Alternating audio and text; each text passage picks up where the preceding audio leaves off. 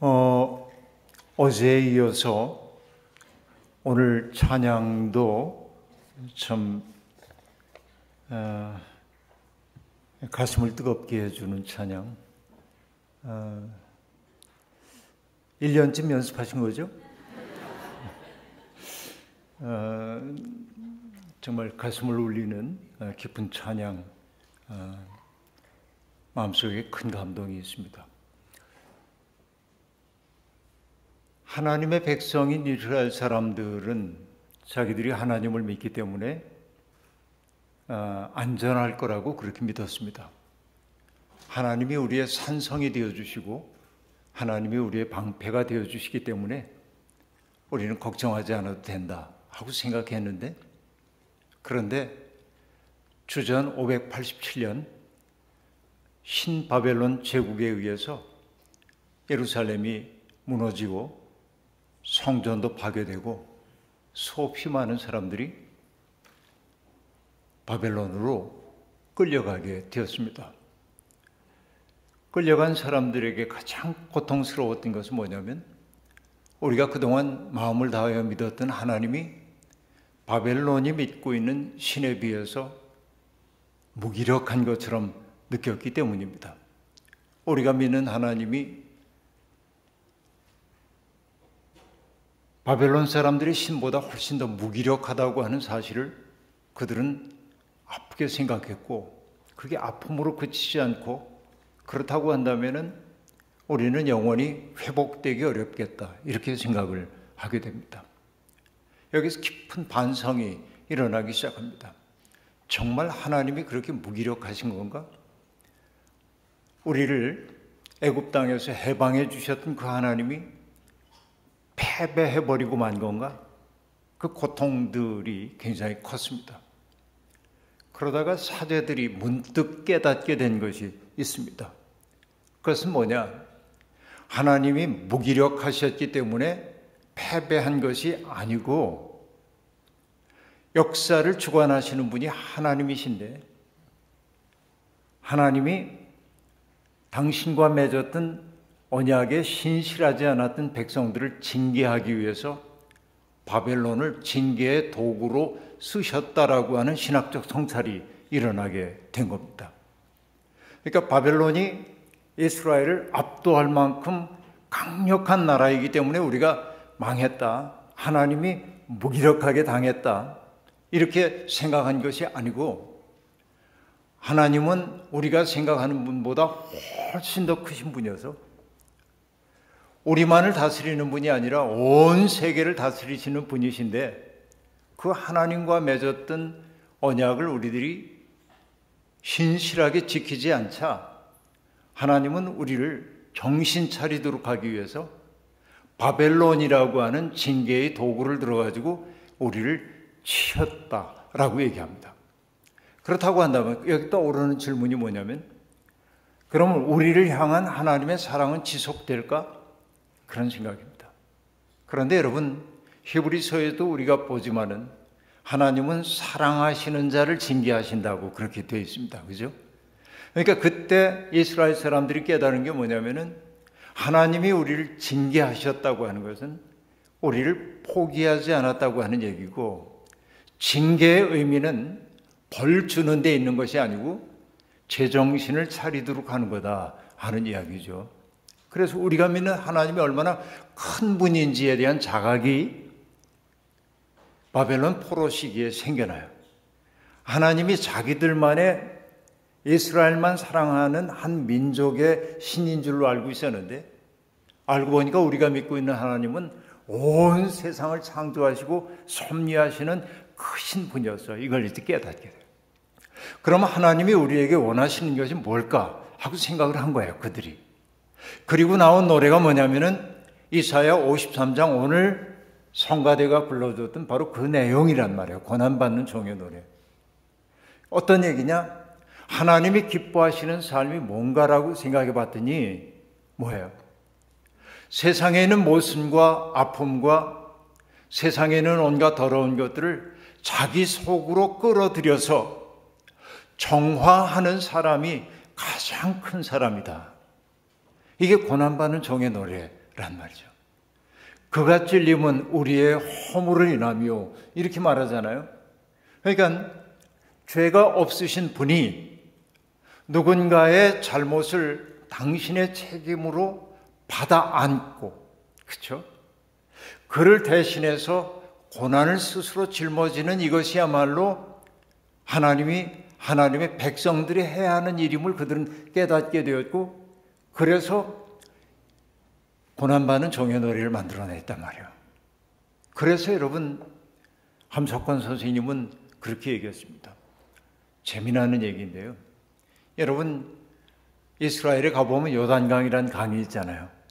요단강이 얼마나 큰 줄 아십니까, 여러분? 요단강이 어마어마하게 크죠. 얼만큼 크냐면 가까운 곳은 폭이 10m도 안 됩니다. 강폭이. 그러니까 그냥 몇 걸음 걸어가면은 요르단으로 넘어갈 수 있어요.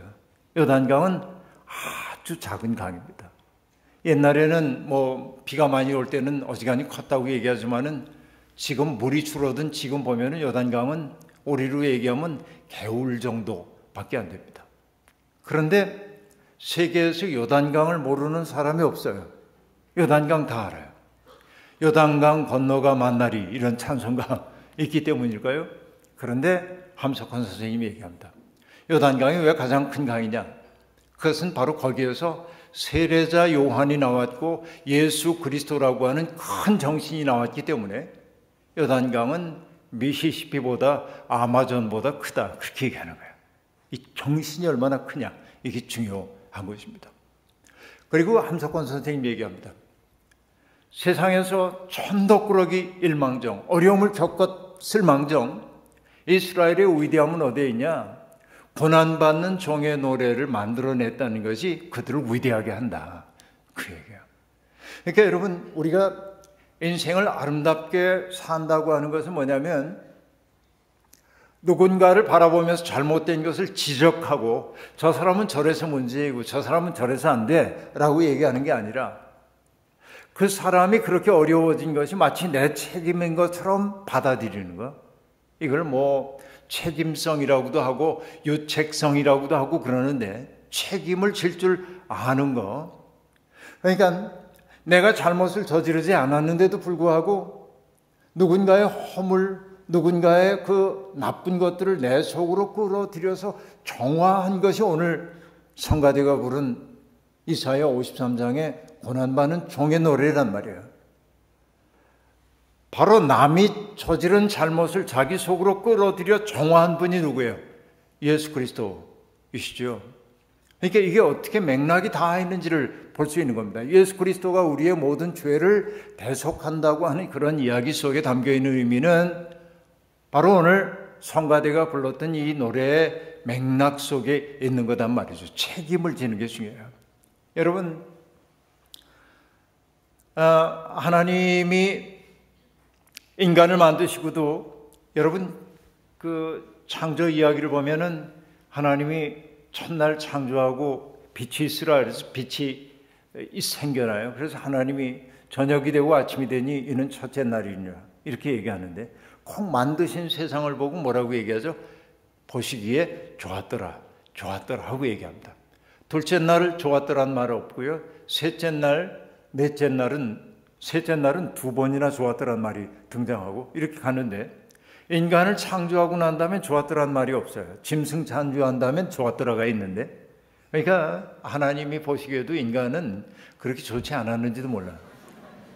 그 얘기가 아니고 그 말 속에 담겨있는 의미는 뭐냐면 인간은 하나님이 그냥 있음 그 자체로 좋은 존재로 만든 게 아니라 하나님의 좋음을 창조해야 하는 존재로 인간은 지어진 거예요.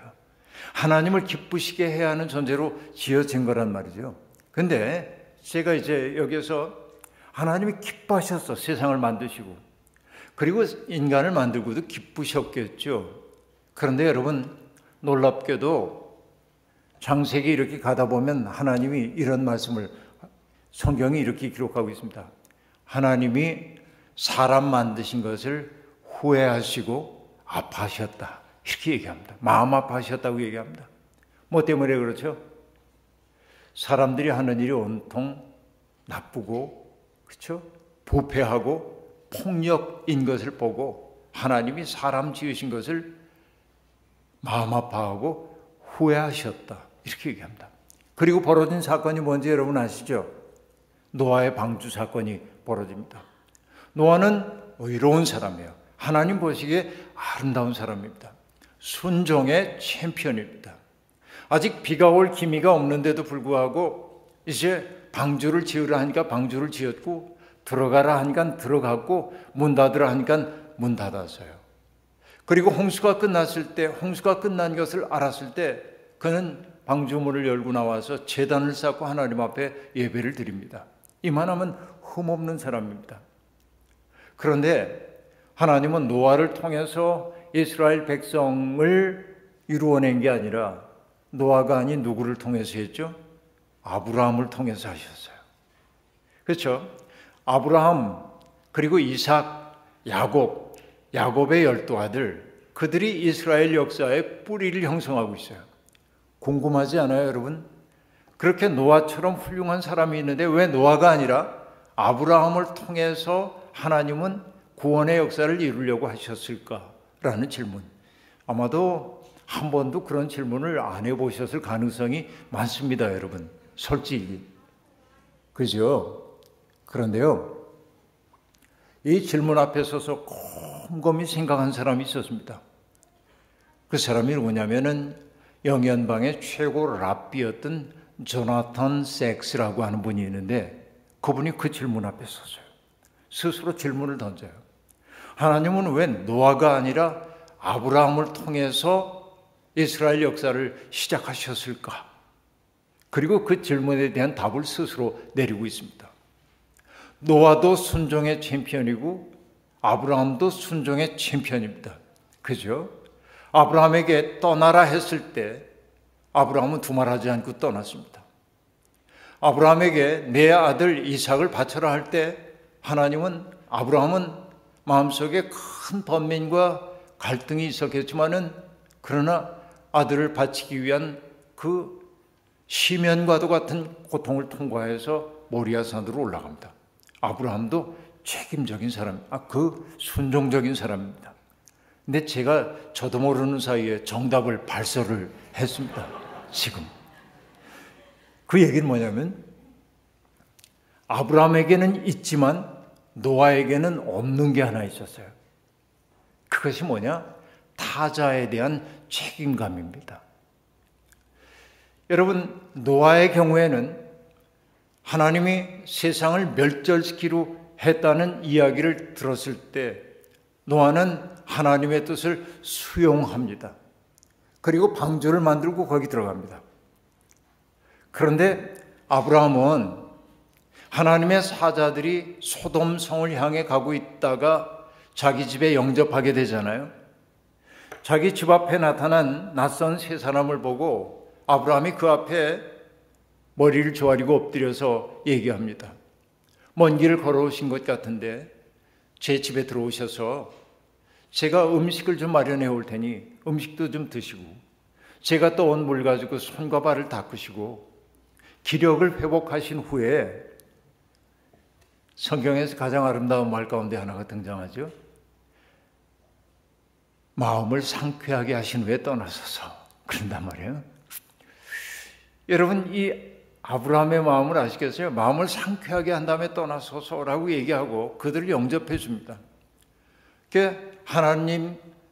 하나님이기도 하고 하나님의 사자이기도 한 사람들이 아브라함의 그 극적인 환대를 받고 마음이 상쾌해집니다. 그리고 이제 가려다가 반성을 하게 됩니다. 우리가 하려는 일을 아브라함에게까지 숨기겠느냐. 그래서 말씀을 하십니다. 사실 우리가 온 것은 말이야, 저 소돔 성에서 들려오고는 소리를 듣고 그 소돔 성을 멸망시키려고 사전조사차 왔다는 겁니다. 그래서 아브라함이 뭐라고 반응을 합니까? 하나님, 정말 소돔 성은 망해야 마땅합니다. 당신의 뜻이 이루어지이다. 그랬습니까? 안 그러죠. 아브라함이 했던 말은 뭡니까? 의인을 악인과 함께 죽게 하는 것이 하나님의 의에 합당합니까? 이렇게 질문합니다. 감히 내가 아무것도 아니지만은 하나님 앞에 질문을 하겠습니다. 의인을 악인과 함께 죽게 하는 것이 하나님의 의에 합당합니까? 이런 질문이에요. 그러면서 얘기합니다. 소돔성에 만약에 의인 50명이 있다면 어떻게 하시겠습니까? 그 50명을 인하여 멸망시키지 않겠다. 그쯤에서 그쳤으면 좋을 텐데 아브라함이 깎기 시작합니다. 40명이 있다면 어떻게 하시겠어요? 30명이 있다면 어떻게 하시겠어요? 20명이 있다고 한다면 어떻게 하시겠어요?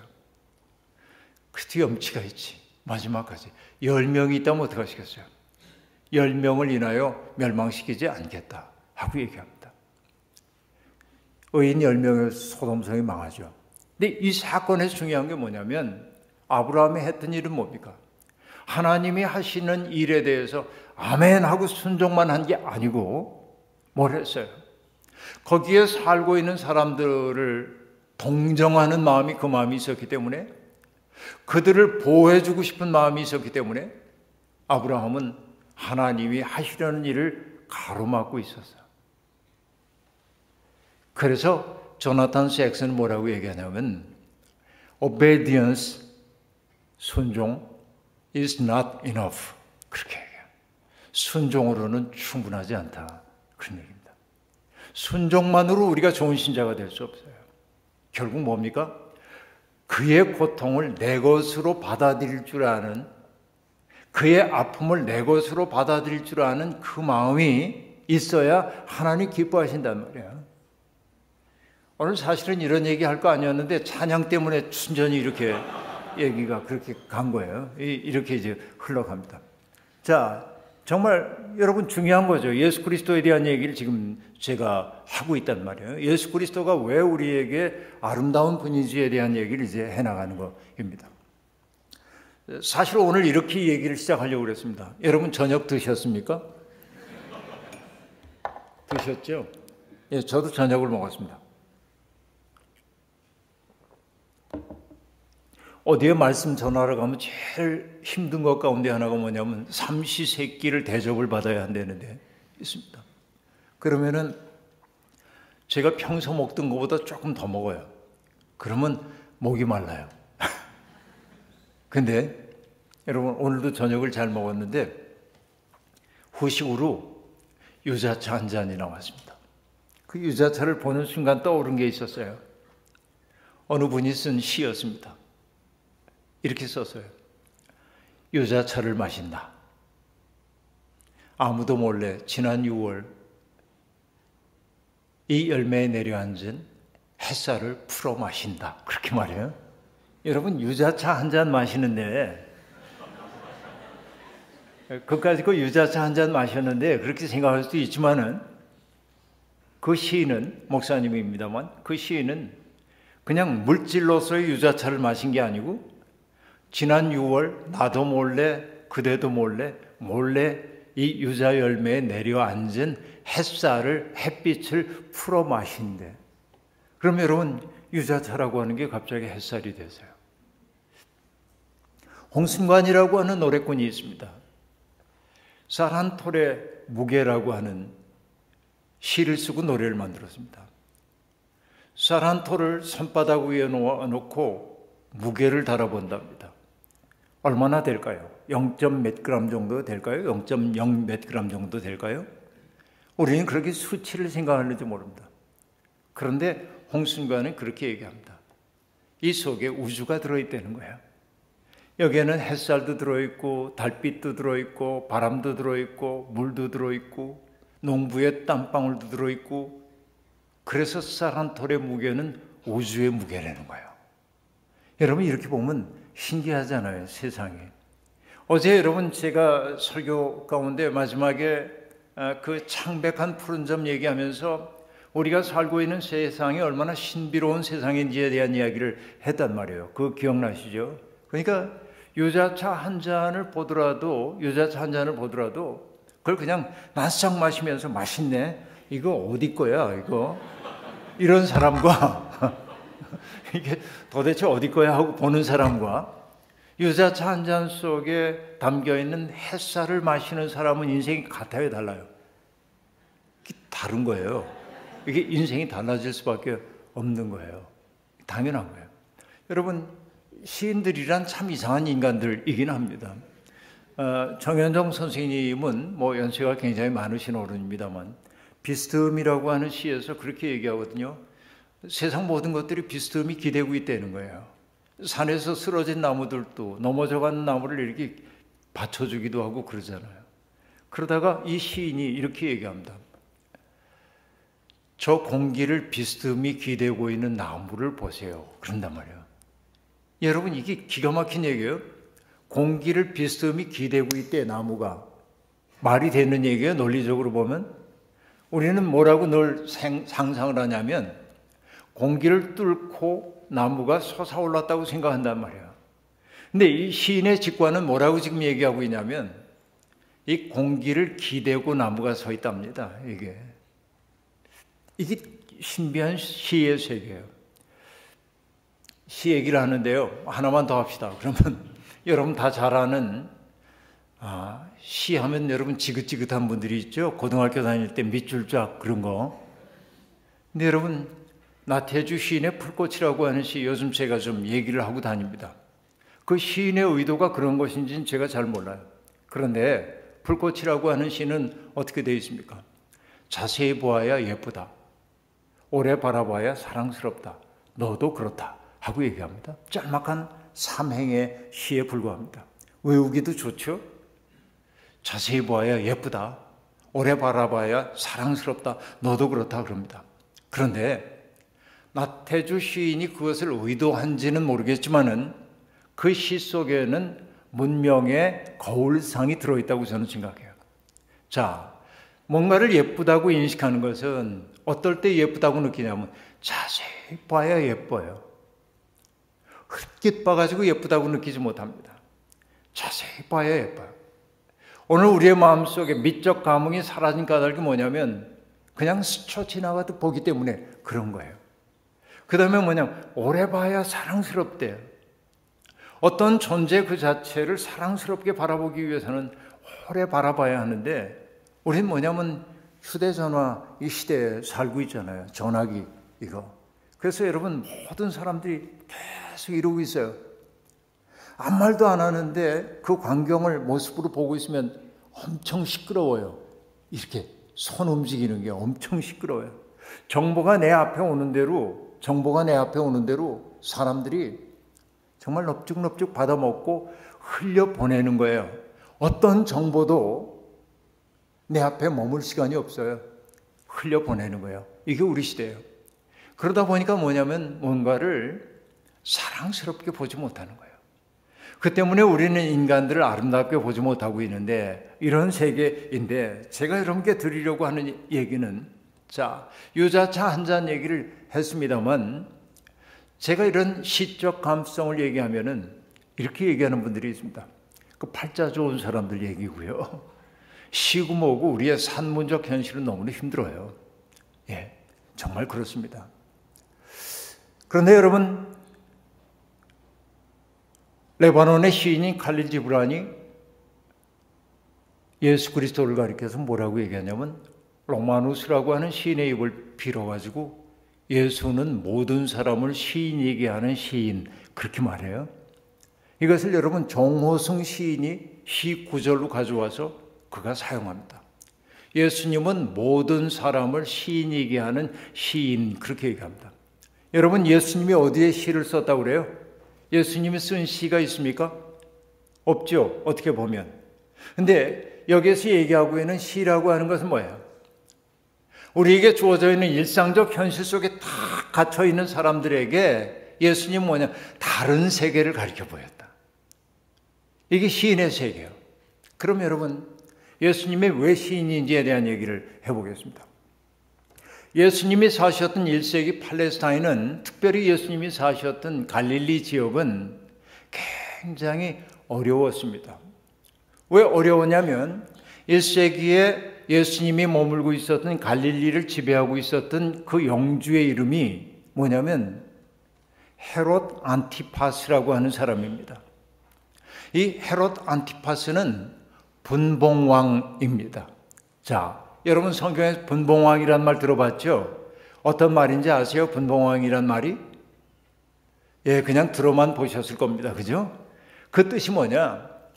이 헤롯 안티파스의 아버지가 예수님이 태어나실 무렵에 유대 땅을 다스리고 있었던 왕인데 그 왕의 이름이 뭐냐면 헤롯 대왕입니다. 대왕이에요. 근데 이 헤롯 대왕이 죽으면서 헤롯 대왕이 다스리고 있던 땅을 넷으로 나눠가지고 아들 넷에게 영토를 각자 나눠주고 나누어 통치하도록 만들어요. 분봉왕이란 어떤 뜻이냐면 4분의 1 왕이란 뜻이에요. 이게 분봉왕이란 말의 뜻이에요. 그런데 이 헤롯 안티파스라고 하는 사람은 야심가예요. 어떤 야심이 있냐면 아버지처럼 대왕이 되고 싶어요. 나도 대왕이 되고 싶어. 그럼 어떻게 해야 합니까? 자기에 대한 임명권을 가지고 있는 것이 누구죠? 로마였죠. 로마의 식민지였으니까. 지금부터 잘 들어보세요. 로마의 식민지였어요.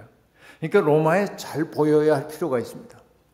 그래서 이 헤롯 안티파스가 했던 일은 뭐냐면 그 당시에 로마 제국의 황제였던 티베리우스 황제의 이름을 딴 도시를 갈릴리 해변 옆에 건설합니다. 새로운 도시를 세워요. 그 도시의 이름을 티베리우스 황제의 이름을 따서 티베리아스 그렇게 이름을 붙입니다. 갈릴리 옆에 신도시를 만들어요. 그래서 여러분 우리가 요한복음 21장에 보면은 베드로 일행이 디베리아 바다에 가가지고 금을 던지는 얘기가 나오는데 디베리아라고 하는 것은 갈릴리 전체를 지칭하는 말이 아니라 티베리아스 그 티베리아스라고 하는 도시 앞에 있는 그 해안을 일컫는 말이 디베리아란 말이에요. 그럼 여러분께 질문입니다. 헤롯 안티파스가 그 커다란 도시를 만드는데 막대한 돈이 필요했겠죠.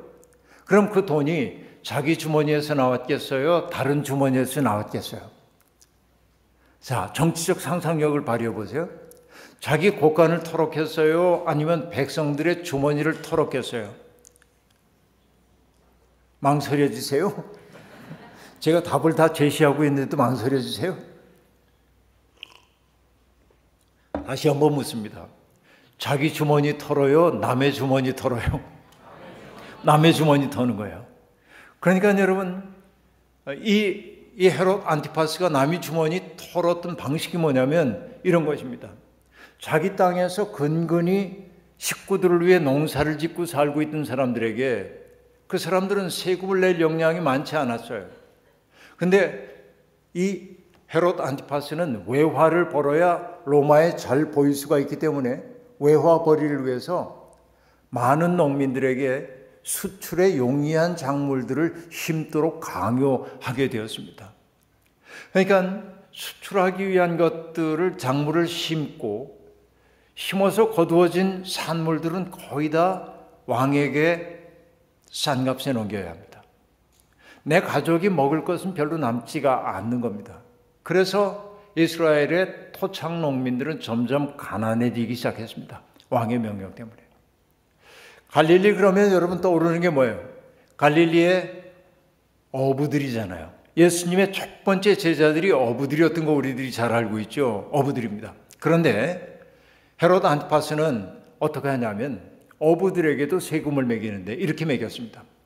과거에는 그의 소득에 따라서 일부를 갖다 세금으로 바치면 됐는데 헤롯은 그렇게 하면은 세금이 잘 안 걷히게 되니까 배와 그물의 크기에 따라서 세금을 부과했습니다. 그가 물고기를 얼마나 많이 잡았는지 상관없이 배와 그물의 크기에 따라서 세금을 많이 부과했기 때문에 갈릴리의 어부들은 점점 어려워질 수밖에 없었습니다. 게다가 내가 어느 날 재수가 좋아가지고서는 물고기를 많이 잡아 올리면은 판장에 내다 팔아가지고 돈을 좀 만들면 좋을 텐데 헤롯 안티파스는 갈릴리 호수에서 걷어들이는 물고기도 수출하고 싶었기 때문에 갈릴리 호수 옆에다가 염장 처리 공장을 만들고 어부들로 하여금 헐값에 납품하도록 만들었습니다.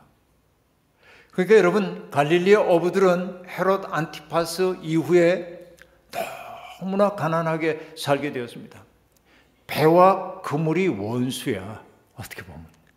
그래서 여러분, 이렇게 얘기하면 신비감이 사라지긴 하는데, 예수님이 어부들에게 나를 따라오너라, 그러니까 어부들이 어떻게 했다고요? 배와 그물을 버리고 예수를 따랐다. 여러분, 그 따름의 사회 정치적 맥락을 아시겠습니까, 여러분? 그러니까 내 수입이 엄청 좋을 때, 내 수입이 엄청 좋고 그물을 던져가지고 수입이 많을 때 나를 따라라 그러면 잠깐만요, 시간을 주세요. 그랬을 가능성이 있어요. 그런데 뭐예요? 이 배와 그물이 원수야. 얘 때문에 내가 점점 가난해지는 거예요. 그러니까 죽지 못해 이거 간직하고 있었는데 예수님이 나를 따라라 그러니까 간 거예요. 여러분, 이게 1세기 팔레스타인을 연구해 보면 알 수 있는 일이에요. 이게 무서운 일이지만. 그래서 여러분, 1976년인지 갈릴리에서 굉장히 놀라운 구조물이 하나 발견됩니다. 가물었거든요, 그 해에. 그래서 갈릴리 호수에 물이 많이 줄어들었어요. 그래서 루판이라고 하는 형제가 갈릴리 호수에서 옛날 동전이라도 좀 건질 수 있을까 해가지고 수위가 낮아진 그 강변을 따라서 이렇게 이제 뻐르고 있는 데를 가고 있다가 뭔가 이렇게 툭 튀어나온 걸 봤어요. 그 튀어나온 걸 보고 나서 뭔가 짐작이 간 거예요. 뭔가 배 모양인 거예요, 왠지. 그래서 그들은 신고를 했습니다. 배 모양 같은 게 있다고. 고고학자들이 나와 보니까 정말 배가 묻혀 있는 거예요, 거기에. 그래서 물이 거기를 차오르지 못하도록 하고 화학 처리를 하고 발굴을 했어요. 근데 정말로 배였어요.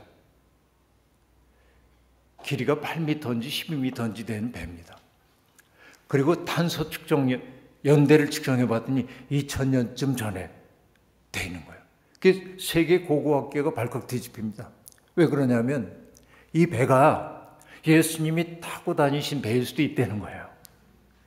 그걸 뭐라고 하냐면 갈릴리 보트 그러는데, 여러분 인터넷 검색해 보면 갈릴리 보트 얘기가 나올 겁니다.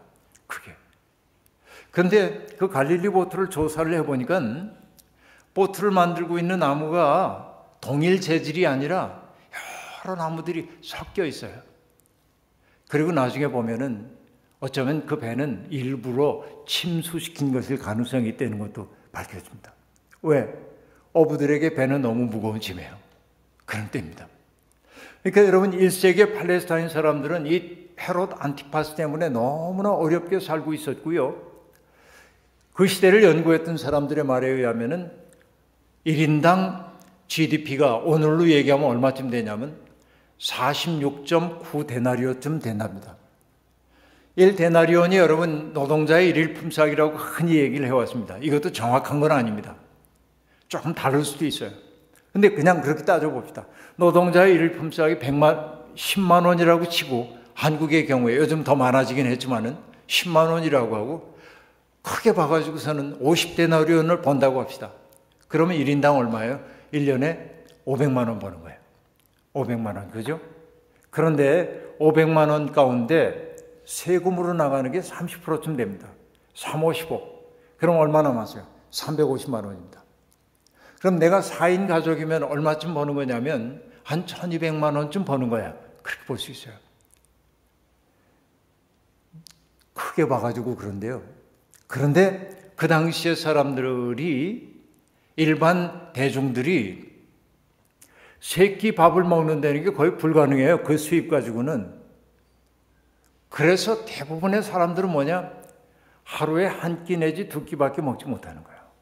그래서 예수님이 어디 다닐 때마다 오병이어의 기적을 일으키는 걸 보면은 주님이 걱정하잖아요. 이 사람이 나와 함께 있는지 오래되었는데 먹지 못해가지고 줄였는데 집으로 돌아갈 때 기진할까 두렵다.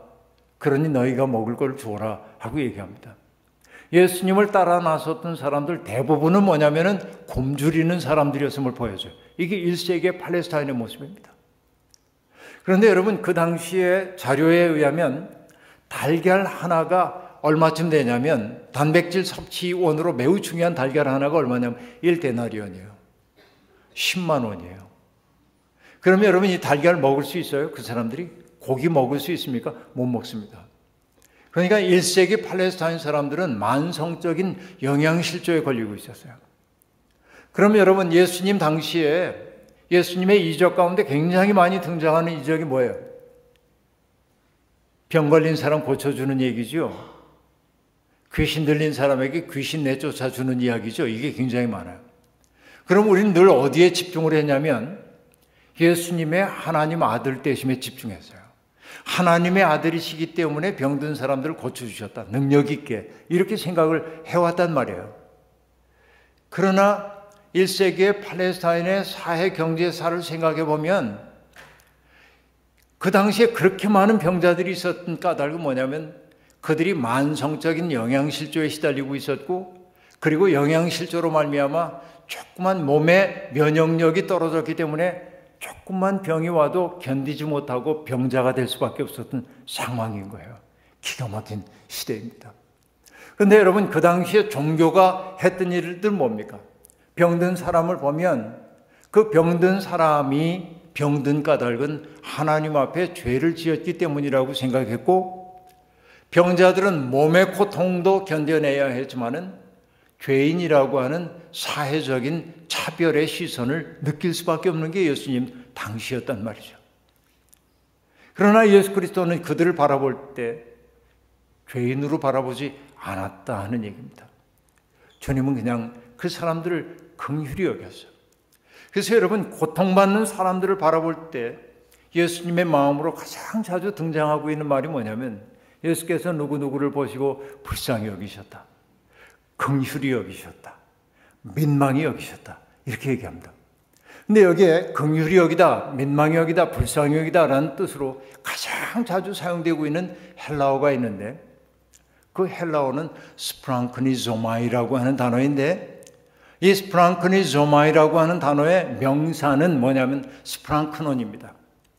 스프랑크논이라고 하는 것은 창자를 뜻해요. 근데 여러분, 고대인들은 인간의 마음이, 인간의 정서가 장기 속에 머문다고 생각했어요. 그래서 여러분, 시편 같은 데도 보면 하나님에게 시인들이 이렇게 얘기합니다. 하나님, 내 마음을 살펴보시고 내 심장을 감찰하소서라고 얘기합니다. 이때 내 마음이라고 번역되어 있는 그 단어는, 마음은 사실은 마음이 아니라 콩팥입니다. 내 콩팥을 좀 살펴보시고 내 심장은 심장이에요. 내 심장을 좀 살펴보십시오. 왜? 콩팥이라고 하는 건 뭐냐면 인간의 정서, 가장 깊은 정서가 머무는 자리라고 생각했어요. 인간의 애정 같은 게 머무는 게 콩팥이라고 생각했어요. 인간의 생각이 머무는 지점이 심장이라고 생각했어요. 그런데 고대인들은 인간의 가장 깊은 정서가 머무는 것을 어디라고 얘기하냐면 창자라고 생각했어요. 그러니까 여러분, 우리말에도 부모가 자식을 생각하면서 자식이 집을 나갔는데 돌아오지 않아요. 얼마나 애가 타요. 애가 탄다고 얘기하잖아요. 애간장이 다 녹는다고 얘기하잖아요. 애라고 하는 말이 뭐냐면 창자를 뜻하는 순수한 우리말이에요. 그러니까 여러분, 내가 정말 사랑하는 대상이 어려움을 겪는 것을 보면 애간장이 다 녹는 것 같아. 여러분, 이 얘기도 있잖아요. 원숭이 한 마리를 포수가 잡아왔습니다. 그러자 새끼 원숭이를 잡아오자 어미 원숭이가 따라오는 거예요. 새끼를 참아 버리고 갈 수가 없어가지고, 그래서 포수가 이게 웬 떡이냐고 어미까지 잡았습니다. 그리고 어미를 잡아 배를 갈라보니까 창자가 다 끊어져 있더래잖아. 그거 뭐라고 해? 애절양 그러는 거예요. 창자가 끊어지는 거예요. 똑같은 거예요. 그러니까 예수 그리스도의 마음은 뭐냐면, 누군가의 고통받는 모습을 바라보면 안 됐다, 이 정도가 아니에요. 뭐 돈 조금 좀 보태줘야겠는데 그 마음이 아니에요. 예수 그리스도의 마음은 어떠냐면 당신의 애간장이 녹는 것 같은 마음으로 사람들을 대하셨다. 그런 얘기입니다. 이게 스프랑크니즘화예요. 남자의 경우에는 창자 속에 그 깊은 정서가 머문다고 생각했고, 여성의 경우에는 아기를 잉태하는 모태, 그러니까 자궁 속에 가장 깊은 정서가 머문다고 생각했어요. 여러분도 잘 아는 솔로몬의 재판 이야기 여러분 아시죠? 상기 두 사람이 비슷한 시기에 아기를 낳았는데 한 사람이 부주의하게 아이를 깔아 죽입니다. 그러자 아이를 죽인 엄마가 다른 아이하고 죽은 자기 아이를 바꿔치기 합니다. 진짜 살아있는 아이의 엄마가 깨서 보니까 자기 옆에 누워있는 죽은 아이는 자기 아이가 아니에요. 실갱이를 하다가 왕 앞에 와가지고 재판을 해달라고 얘기합니다. 그때 여러분 솔로몬이 어떻게 재판을 하죠? 그 두 여인의 이야기를 다 듣고 나서 솔로몬이 이렇게 얘기합니다. 그렇다면 두 여인의 말에 다 일리가 있으니 아이를 반으로 갈라 공평하게 나누어 줘라. 그러자 가짜 엄마는 뭐라고 하죠? 예, 그렇게 되기를 바랍니다. I agree, I accept. 그 제안을 제가 받아들이겠어요 하고 얘기합니다. 그런데 진짜 엄마는 뭐라고 얘기하죠? 성경은 이렇게 얘기했어요. 그 여인의 마음이 불붙는 것 같아 말하기를, 그렇게 말합니다. 근데 히브리어 원문의 의미는 뭐냐면 그 여인의 자궁이 꿈틀하여 말하기를, 그렇게 얘기해요. 여러분 이게 얼마나 강렬한 표현인지 아시겠습니까? 자기 속으로 낳은 아이가 지금 죽게 됐어요. 그러자 그 자궁이 꿈틀했단 말이지. 그래서 여러분 이 여성들의 그 자식을 낳은 어머니의 깊은 사랑을 나타내는 그 단어가 긍휼이에요.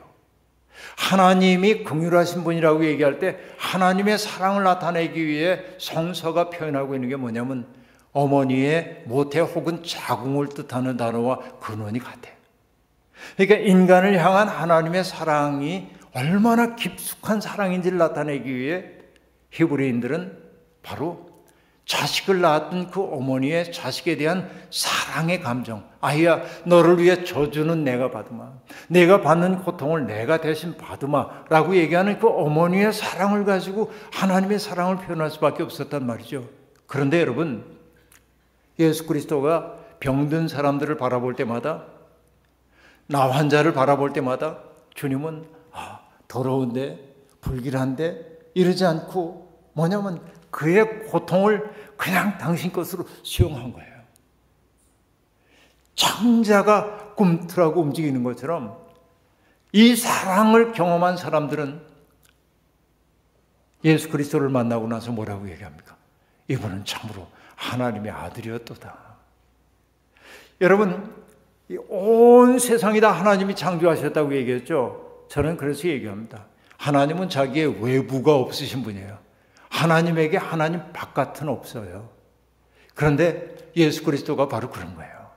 세상에 있는 모든 아픔과 당신이 무관하지 않다고 여긴 거예요.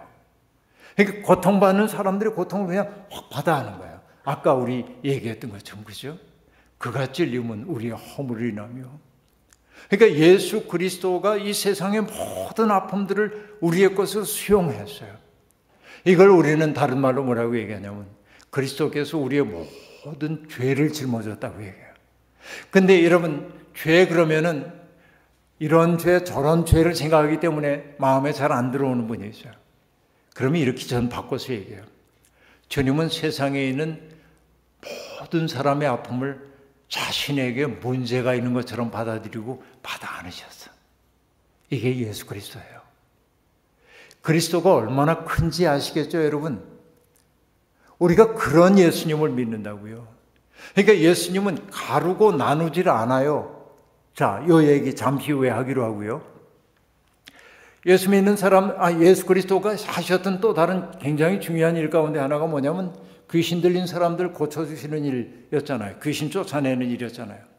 그러면 여러분, 왜 그렇게 예수님 당시에 귀신 들린 사람들이 많았을까요? 여러분, 귀신이 들린다고 하는 건 뭐냐면 웬만한 사람 귀신 안 들려요. 어떤 사람이 귀신 들리냐면 자기의 마음이 조각난 사람들이 귀신이 들어오는 거예요. 이걸 마음의 통전성을 잃어버렸다고 얘기하는데, 여러분 보세요. 제가 이 컵을 이렇게 만지고 있어도 여러분 걱정 안 되시죠? 근데 제가 이걸 바닥에 떨어뜨려 가지고 깨졌어요. 내가 이걸 이렇게 수습하고 있으면 여러분 뭐라고 얘기할 겁니까? 목사님 조심하세요 그럴 거 아니에요. 그렇죠? 그러지 말고 같이 주워주면 안 됩니까? 근데 왜 조심하라고 얘기하죠? 왜 조심하라고 얘기해요? 컵 만질 땐 괜찮았는데 왜 깨지고 나니까 조심하라고 그래요? 깨진 것은 다 날카롭기 때문에 그렇습니다. 내 마음이 조각나 있을 때 내 마음은 날카롭습니다. 날카롭기 때문에 나를 찌르기도 하고 남을 찌르기도 합니다. 그래서 성경에 보면 귀신 들린 사람을 뭐라고 얘기하냐면 더러 불 가운데로 자기를 던지기도 하고 물 가운데로 던지기도 해요. 자해를 합니다. 사나워서 그 앞을 지나갈 수도 없어. 타자에게 폭력적입니다. 왜 그래요? 자기가 깨졌기 때문에 그런 거예요. 근데 예수님 당시에 그렇게 귀신 들린 사람이 많았던 까닭이 뭐냐면, 여러분 군대 귀신도 알잖아요. 내 이름이 뭐냐 그랬더니 내 이름은 군대입니다 그래요. 군대는 레기온이에요. 많다는 뜻이에요. 그 얘기는 뭐예요? 그의 마음이 조각났다라고 하는 걸 얘기해요. 그러니까 조각난 마음을 귀신이 들어와 지배하는 거예요. 그러면 왜 그렇게 많은 귀신 들린 사람들이 있었을까요? 로마가 했던 일은 어떤 일들입니까? 정말 로마는 로마의 평화시대를 얘기하고 있지만은 말 잘 듣는 사람은 그냥 내버려둬요.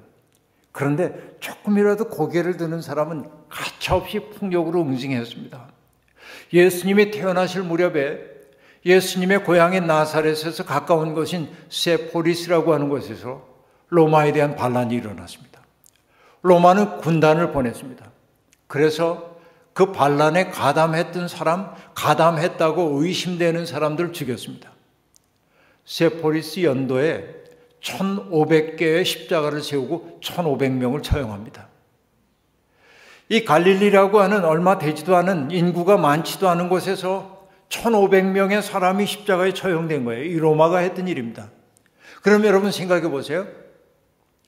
이 1500명 가운데는 내 아버지도 있을 수 있고 내 오빠도 있을 수 있고 내 아들이 있을 수도 있잖아요. 어떤 사람은 그 참극을 견뎌낼 수 있지만은 너무 큰 고통이 다가오면은 정신줄을 놓아버리기도 하는 거예요. 폭력 때문에 정신 잃어버린 사람들 속에 귀신이 들어가기도 하고 그런 거예요. 그런 사람들을 보면 사람들은 뭐예요? 불길해, 더러워, 위험해. 그러고 피합니다. 근데 주님은 어떻게 하셨어요? 그 사람들을 마주서서 그를 괴롭히고 있는 더러운 영을 꾸짖어 내쫓으시고 그가 온전하도록 만들었단 말이죠. 주님은 그런 분이에요. 세상에 있는 고통을 당신과 무관한 것으로 여기지 않았다는 얘기입니다. 그런데 그것이 무엇 때문에 그러냐면 주님이 사랑 덩어리였기 때문에 그래요. 여러분, 제가 몇 년 전에 괌이라고 하는 그 미국령 섬에 가가지고 말씀 전한 적이 있는데 거기 목사님께 들은 얘기입니다. 어느 해에 이 괌이라고 하는 곳이 아주 아름다운 섬인데 섬 주변이 푸르스름한 산호초로 쫙 덮여 있어서 한참을 걸어가도 깊지가 않습니다. 거기가. 그러니까 휴양지로 매우 좋고 아름다운 곳입니다. 그런데 산호초가 끝나는 곳에는 정말 천길 물속이기 때문에 너무나 위험한 곳입니다. 근데 어느 날 한국에서 오신 목사님이 기어코 그 끝에 가보겠다고. 왜냐하면 한국의 목사님들은 믿음이 좋으시거든요. 할 수 있다 하신 이는 나의 능력 주 하나님. 예? 할 수 있다 하셨는데 왜 내가 못해? 거기 기어코 가보여. 가지 말랬는데 가다가 그만 미끄러져서 넘어졌는데 넘어진 자리가 마침 성게밭이었어요. 여러분 짧은 바지 입고 룰루랄라 가다가 넘어졌으니 성게 가시에 잔뜩 찔렸을 거 아니에요. 너무 큰 고통이 찾아온 거예요. 견딜 수 없는 고통이. 죽을 것 같아요. 그래서 이분이 병원으로 갔습니다. 병원에 갔더니 의사가 핀셋 가지고 하나하나 제거하려고 그러는데 성게가시, 제가 찔려보지 않았지만 성게가시가 낚시의 미늘과 같아가지고 딱 박혀서 안 나오는 거예요. 그 핀셋으로 잡아 뽑으려고 그러면 겉에 있는 것만 똑똑 부러지고 안 나와. 죽을 것 같은 고통인데. 병원에서도 어쩔 수 없는데 거기 괌 현지인이 이렇게 얘기하더래요. 이게 병원에 오실 거 없어요.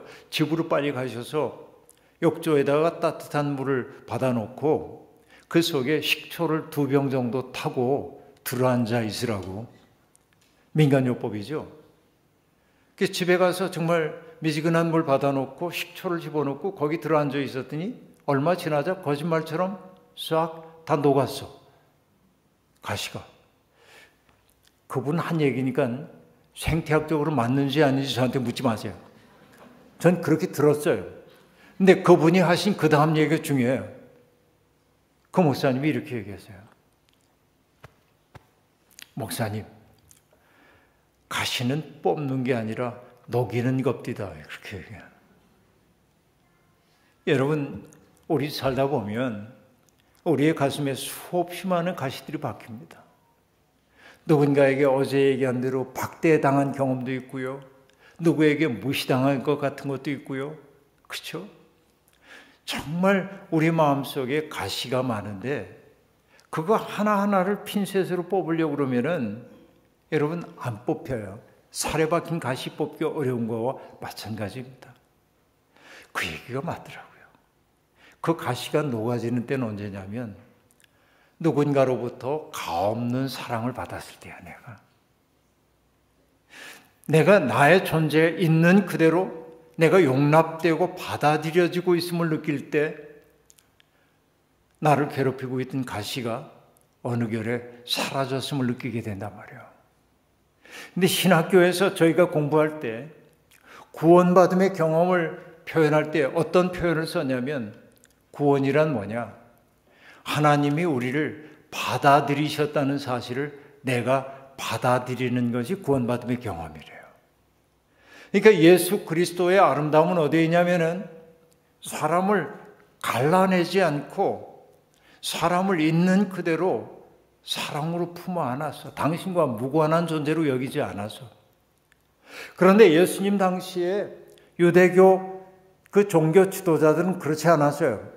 자, 여러분, 제가 번역했던 책에서 굉장히 중요한 얘기가 하나 나오는데 유대교 성전 체제 지도자들이 가장 중요하게 생각하는 것이 뭐냐면은 거룩이라고 하는 척도예요. 거룩을 지키는 거예요. 그러니까 이 자를 가지고 사람들을 재요, 이렇게. 그러면 여러분, 거룩이라고 하는 자에서 벗어나는 사람들은 뭐예요? 더럽고 불결한 존재가 되는 거예요. 거룩이라고 하는 척도를 가지고 사람들을 탁 재기 시작하니까 이 척도에 맞지 않는 사람들은 다 더러운 사람이 되는 거예요. 그래서 예수님 당시의 유대교의 사회적 세계의 특징은 뭐냐? 갈라놓는 데 있어요. 거룩이라고 하는 척도 가지고. 어떻게 갈라놓냐면 거룩한 것과 속된 것, 의인과 죄인, 유대인과 이방인, 남자와 여자 이렇게 갈라요. 그래서 가름의 이쪽 편에 있는 것은 그들이라고 하고 가름의 이쪽 편에 있는 것은 우리라고 얘기해요. 우린 거룩하고 하나님의 선민이고 이 사람들은 버림받은 사람들이고 죄인이고 규정을 하는 거예요. 규정해버리고 말아요. 그러면 여러분은 지금 이쪽에 있어요. 우리라고 하는 이쪽에 있습니다. 그래서 사람들이 나를 우리 가운데 하나로 인정해주면 우리가 하는 일은 뭐냐면 저들을 미워하고 혐오하는 게 정당하다고 느껴요. 내가 속해 있는 진영에 따라서. 예수님 당시에 유대교가 하고 있던 일이 바로 그런 겁니다. 바리새파 사람들이 했던 거. 세리와 바리새파 사람이 함께 기도하러 올라갔던 그 이야기를 예수님이 들려줍니다. 바리새인이 뭐라고 얘기합니까? 하나님 감사합니다. 저는 일주일에 2번씩이나 금식하고요. 11조 빠뜨리지 않고 합니다. 그리고 저는 이러이러한 것들을 잘합니다. 그리고 말합니다. 저 세리와 같지 않습니다. 저는.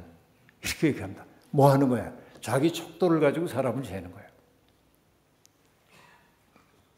그런데 여러분, 예수님은 그 당시에 이 종교인들과 전혀 다른 방식으로 사셨습니다.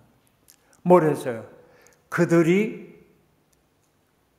그 유대교 종교 지도자들이 거룩의 척도에서 배제해놨던 사람들, 더럽다 불길하다 여겼던 그 사람들과 친구가 되기를 주님은 꺼리지 않으셨다 하는 얘기입니다. 주님은 세상을 바라보는 다른 척도가 있었어요. 자, 금방 얘기한 대로 복습 삼아 얘기해 봅니다. 유대교의 종교 지도자들은 자를 가지고 있었는데 그 자의 이름이 뭐라고요? 거룩이야. 거룩이라고 하는 척도를 가지고 이렇게 재는 거예요. 그러니까 여기에 맞지 않으면 다 죄인이에요. 여러분, 어떤 게 거룩함입니까? 거룩한 거. 기도 열심히 하면 거룩한 것처럼 보이죠? 성경 많이 읽으면 거룩한 것처럼 보이죠? 거룩할 가능성이 있어요. 그러나 성경 많이 보고 기도 많이 한다고 거룩하냐면 아니에요. 미안하지만. 성경을 많이 읽고 기도 많이 하기 때문에 오만해진 영혼도 많아요. 그 얘기는 뭐냐? 거룩이 뭔지를 그들이 전혀 알지 못하기 때문에 그래요. 이 척도를 가지고 사람들을 재는 한 우리는 예수님의 마음에 절대로 가까이 갈 수가 없어요. 주님이 하셨던 것은 뭐냐? 이 척도 때문에 바깥으로 내몰린 사람들을 주님은 사랑의 품으로 안으셨어요. 그들을. 주님에게 중요한 건 뭐냐면 거룩이 아니라 자비라고 하는 말이에요. 자비를 영어로 뭐라고 하죠? compassion 그래요. compassion. com은 함께, together의 뜻이고 passion은 suffering이에요. 함께 아파하는 마음이에요. 그러니까 예수 그리스도는 뭐냐? 어떤 사람들을 거룩의 척도를 가지고 누군가를 배제하고 혐오하고 하는 걸 정당화하는 게 아니라 주님이 하신 일은 뭐냐면 그의 슬픔과 아픔까지도 당신의 것으로 품어 안으셨다 하는 얘기입니다. 이게 에베소서 2장이 들려주고 있는 얘기입니다.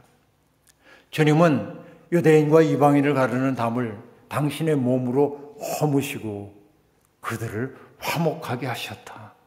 그렇죠? 주님이 하시는 일은 담을 허무는 일이었다. 뭐로? 사랑을 가지고. 오늘 우리가 예수 그리스도를 믿는다고 하는 것은 뭐냐면 어제 얘기했죠. 믿음이라고 하는 것 가운데 네 번째가 뭐였던지 기억나십니까? 첫 번째는 동의로서의 믿음이 있고 그 다음에 신뢰, 맡김으로서의 믿음이 있고 신실함, 성실함으로서의 믿음이 있고 네 번째는 뭐냐면 주님의 눈으로 세상을 바라보는 것, 세계관 바뀌는 것. 우리가 예수를 믿는다고 한다면 우리의 마음씀이 예수님 같아져야 하잖아요. 오늘의 너무나 많은 신자들이 예수님을 닮지 않고 바리새파 사람을 닮았단 말이에요. 내 척도 가지고 사람들을 재고 너는 어때 하고 자꾸 규정한단 말이에요. 그러면 안 돼요. 우리가 해야 하는 일, 주님 닮아야죠. 사랑으로 품어 안아야 하는 거예요. 이게 예수 닮음이에요. 여러분, 저는 어렸을 때 시골에서 서울로 유학을 올라와가지고서는 생활을 하다가 아버지 시골 계셨는데 필요한 일이 있으면은 아버지에게 편지 쓰고 그랬습니다. 아버님 전 상서 그리고 아버님 기간도 기체후 일양만경 하오시며 그렇게 하고 아뢰올 말씀은 여러분 이게 이제 양반 교육을 받은 사람들의 특색입니다. 그렇게 하고 이제 아뢰올 말씀은 이렇게 하고 밑에 뭐라고 쓰냐면 불초 소자 기석 올림 이렇게 쓰고 편지 봉투에는 제 고향을 씁니다. 충남 당진군 성문면 통정리 몇 번지 그리고 아버지 성함 차마 쓰면 안 되니까 내 이름 쓰고 김기석 본가 임납 그렇게 쓴단 말이에요. 이게 이제 옛날에 편지 쓰던 방식이에요. 그런데 여러분 저는 소자 불초가 뭔지도 모르고 썼어요. 나중에 알았어요. 불초가 뭔지. 초는 초상화할 때 초자예요. 닮을 초자입니다.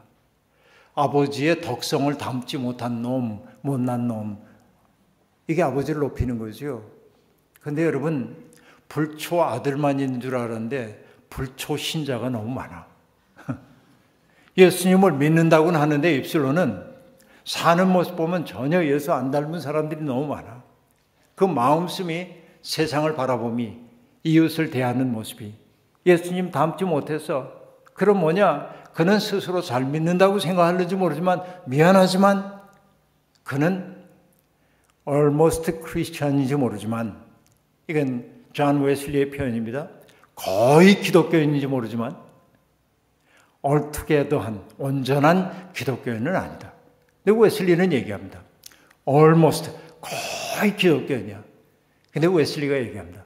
almost Christian은 크리스찬이 아니다 그래요. 여러분 이게 얼마나 무서운 얘기입니까? 우리는 예수를 다 잘 믿는 것처럼 스스로 생각을 해요. 그런데 나의 마음씀이 사람을 대함이 주님과 닮아 있지 않다고 한다면 우리는 어쩌면 불초신자인지도 모르겠다 하는 얘기입니다. 예수 믿음이란 다른 거 아닙니다. 예수님을 내 마음속에 모셔드려서 바로 내가 예수 그리스도의 손과 발이 되는 데 있는 것이죠. 나는 예수 그리스도를 믿습니다 라고 하는 고백은 여러분 그 고백 속에 담겨있는 의미는 뭐냐면 나는 예수 그리스도가 길임을 믿습니다. 나는 예수 그리스도가 진리임을 믿습니다. 나는 예수 그리스도가 생명임을 믿습니다 라는 고백입니다. 그런데 여러분은 다 예수가 길이라고 하는 거 고백하죠. 주님은 길이십니다. I'm the way 그랬으니까 나는 길이다. 주님 당신은 길이십니다. 박수를 올려드립니다. 그럼 여러분 내가 잘 믿는 거예요? 길의 존재 이유는 뭐예요? 걷기 위한 거죠. 주님을 길이라고 고백하는 사람들은 주님의 길을 걸어야 돼. 그 길의 이름은 뭐냐면 십자가의 길이에요. 십자가의 길이라는 건 뭐예요? 나를 희생하여 너를 복되게 만드는 게 십자가죠. 예수 그리스도를 길이라고 고백하는 것은 주님 참 대단하세요. 당신은 길이세요. 이게 아니에요. 뭐냐? 주님처럼 나도 그 길 따라 걸으면서 다른 이를 복되게 하는 삶. 나를 위해 누구를 이용하는 게 아니라 나를 누군가에게 선물로 주는 삶을 살겠다고 하는 고백이에요. 십자가의 길이에요. 주님은 진리라고 얘기를 했습니다. 어떤 진리를 말하는 겁니까? 진리, 그럼 이치 뜻하니까 어려워요. 어떤 진리? 성육신의 진리입니다. 성육신의 진리라고 하는 것이 뭐예요? 그는 근본 하나님의 본체시나 하나님과 동등됨을 취할 것으로 여기지 아니하시고 자기를 비워 종의 몸을 입고 이 세상에 내려와 죽기까지 복종하셨어. 왜? 우리를 구원하시기 위해서. 성육신의 진리예요. 기독교인으로 산다고 하는 것은 뭐냐면 높은 자리를 탐하는 것이 아니고 주님이 육신을 입고 내려오셨던 것처럼 낮은 자리에 서는 것이에요. 괜히 낮은 자리에 서는 게 아니라 뭐예요? 누군가를 떠받쳐 주기 위해서 낮은 자리에 서는 거예요. 하나님의 말씀, 우리가 믿고 있는 것을 삶으로 번역하기 위해서 우리가 사는 거예요. 바로 이게 뭐냐면 예수 그리스도는 진리이십니다 라는 고백 속에 담겨있는 의미예요. 예수가 진리라고 주님은 정말 진리세요. 이거 가지고는 아무것도 안 된단 말이에요. 그렇죠? 그리고 주님이 생명이래요. 주님은 생명이십니다. 이 고백의 의미는 뭐예요? 하나가 붙어야 돼요. 주님은 부활의 생명이십니다. 그 얘기는 어떤 의미입니까? 참된 생명은 죽어도 죽지 않는다. 그렇죠? 우린 그걸 믿는 사람이에요. 나는 하나님의 뜻대로 살다가 내 뜻 이루지 못할 때도 있어. 그러나 나는 우울해지지 않아. 왜? 나는 패배해도 하나님 패배할 일이 없으니까. 그렇죠? 이게 부활의 신앙이에요. 나는 지는 것처럼 보여도 안 져. 왜? 내가 하나님 편에 서 있으면 하나님은 당신의 뜻을 기억고 이루시는 분임을 믿기 때문에. 이게 생명이라고 하는 고백 속에 담겨있는 의미란 말이에요. 자, 복습해봐요. 길은 무슨 길이라고요? 십자가의 길. 진리는 성육신의 진리. 생명은 부활의 생명. 이것은 살아내야 한단 말이죠. 그래서 오늘 설교 이제 1분 남았기 때문에 1분 안에 마칩니다. 오늘 얘기할 때 그가 찔림은 우리의 허물이라며 그가 그랬잖아요. 그러니까 그가 징계를 받음으로 내가 나음을 입었도다 라고 얘기했어요. 그를 우리는 예수 그리스도라고 생각해요. 그런데 여러분 이 얘기가 책임적으로 들리려면 그가 징계를 받았기 때문에 내가 나음을 입었다고 한다면 나는 어떻게 살아야 되냐면 나도 그를 위해 그의 고통을 내 것으로 삼을 수 있어야 돼요. 기독교인으로 산다고 하는 것은 바로 그 마음의 자리에 서기 위한 거예요. 내가 그 마음을 얻었을 때 나는 불멸이 되는 거예요. 바로 그 마음이 내 속에 들어왔을 때 난 이미 영생을 살기 시작하는 거예요. 그 마음이 내 속에 들어와서 나의 내면을 굳게 사로잡을 때 나는 이미 하나님 나라 백성이 되어 있는 거예요. 여러분, 나는 예수 그리스도를 믿습니다. 예수님이 내 죄를 사해 주셨다는 거 내가 믿고요. 예수님 때문에 내가 천국 갈 거 믿고요. 이것만 믿는다고 하는 게 예수 믿음이 아니라 나는 길이요 진리요 생명이시니 하고 말씀하셨던 그 예수를 믿는다고 하는 것은 나도 예수님처럼 그 사랑에 힘입어서 십자가의 길을 걷겠습니다. 성육신의 삶을 살겠습니다. 부활의 생명을 아름답게 살아내겠습니다. 싱가포르라고 하는 이 아름다운 사회에 살고 있는 여러분, 정말로 우리가 예수 믿는 사람이라고 한다면 예수 닮아야 하지 않겠습니까? 여러분의 말과 여러분의 행실과 여러분의 태도와 눈빛과 몸 통해서 사람들이 정말 그리스도의 향내를 맡을 수 있기를 주의 이름으로 축원합니다.